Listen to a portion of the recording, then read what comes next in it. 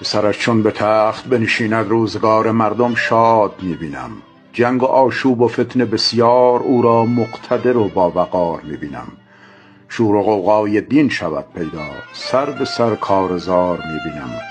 عالمان رحم بر پسر نکنند، دشمنی با او رأس منبرها میبینم. جنگ سختی شود در میان، اشتباه بزرگ مردمان میبینم. تاج و تخت پایین کشند، جملگی مردم را در اشتباه میبینم. بیت قبلی اشاره به سال 57 دارد و نسل کور 57.